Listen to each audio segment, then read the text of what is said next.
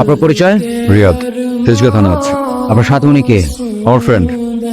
কিছু মনে করবেন না, আমরা আপনাদের একটু চেক করব। ওনাকে চেক করো। আপনার ব্যাগটা একটু দেখাবেন? আমার ব্যাগে কিছুই নেই। তো ওনাকে একটু বলুন ওরা ব্যাগটা দেখাতে। দেখো, আমার ফ্রেন্ডের সঙ্গে অনেকদিন পর দেখা হয়েছে, আমরা সঙ্গে যাচ্ছিলাম। আমি এর সম্পর্কে কিচ্ছু জানি না। ওনাকে গাড়িতে উঠান। কেমন আছিস তুই? এখানে এভাবে যোগাযোগ তো তুই করিসনি, এত রাত তোর, ফোনই ধরিস না আমার। তুই কি আগে চেয়ে সুন্দর হয়েছিস নাকি? আমি আগে থেকেই সুন্দর ছিলাম। কি হয়েছিল সেদিন, শুরু থেকে বল। আমি তোকে হেল্পটা করব, কিন্তু মিথ্যে হলে। তোকে মিথ্যে বলিনি। আপনার কাজ হচ্ছে তদন্ত অবজার্ভ করা, আমাকে গাইড করা আপনার কাজ না। কেন মনে হচ্ছে আমি আপনাকে গাইড করবো? আর আমি আপনাকে গাইড করার চেষ্টাও করছি না। আমার মনে হয়েছে তাই বলছি। এই তদন্তের উপর থেকে প্রেশার আসতে পারে। বাইরে থেকে প্রেশার আসলে এতক্ষণে সেটা চলে আসতো। আপনি হয়তো জানেনই না এসআই রিয়াদ আসলে কে। অপরাধী, পুলিশের চাকরির সহযোগিতা নিয়ে ড্রাগের বিজনেস করে। টাকার জন্য অন্তত এসআই রিয়াদ এসব করবে না। অভাবে পড়লে মানুষ কত কিছু করে। আপনার কি মনে হয় শিল্পপতি নিজাম সাহেবের একমাত্র ছেলের টাকার অভাব হতে পারে? হোয়াট? আপনি যার কাছে তদন্ত করছেন সেই এসআই রিয়াদ শিল্পপতি নিজাম সাহেবের একমাত্র ছেলে।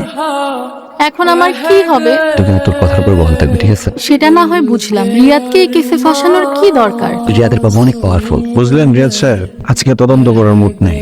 সেদিন আবার থানার ডিউটি শেষ হয়েছিল সন্ধ্যার দিকে। এত প্রফেশন থাকতে ফিনিশিং। প্রফেশন তো মানুষের পার্সোনাল চয়েস, তাই না? আমার মনে হয় না এই কেসের সাথে তার প্রিভিয়াস লাইফের কোনো ইনভলভমেন্ট থাকতে পারে। আপনি আমার কোনো কথা ইন্টারফেয়ার করবেন না। 2 বছর আগে।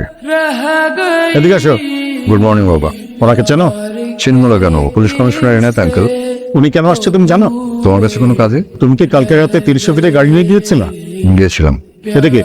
77,000 টাকা। তুমি দিয়ে দাও। গাড়ি চাবি দাও। আজকের পর থেকে তুমি আর গাড়ি ড্রাইভ করবো না। কানে গেছে কথাটা? তোর গাড়ি কই? আব্বা বলছে যে নেক্সট উইকে একটা নতুন গাড়ি কিনে নেবে। ওরে দোস্ত, তোর কপালটা আমার দাম একটু খুশি। গাড়ি তো বাদই দে, আমার বাবার কাছে একটা স্কুটি চেয়েছিলাম, স্কুটি তো দিলই না, উল্টা ঝাড়ি দিয়ে বসছে। আশ্চর্য, বাবার কাছ থেকে টাকা নেই কেন গাড়ি কিনতে হবে? চাকরি বা বিজনেস করে তো আমরা নিজেরাই গাড়ি কিনতে পারি। শোন বিপাশা, এসব বিজনেস আমাকে দিয়ে হবে না। আমার লাইফের সোজা গোল, হয় বাবার টাকায় আয়েশ করব, আর না হলে বুড়া কাউকে দেখে বিয়ে করে সেটেল। সুন্দরী মেয়েদের পরিশ্রম করতে হয় না, সুন্দরী মেয়েদের পরিশ্রমের জন্য মেলা লোক বহুত পরিশ্রম করতেছে। তোর কি কাজ জানিস? ওই বলদ পয়সাওয়ালা লোকটাকে খুঁজে বের করা। তোদের সাথে আমার এথিক্স মিলবে না। ভাই রে ভাই, ইউনিভার্সিটি শেষ করছি সেই কবে, এখন মনে হচ্ছে ক্লাসে বসে আছি।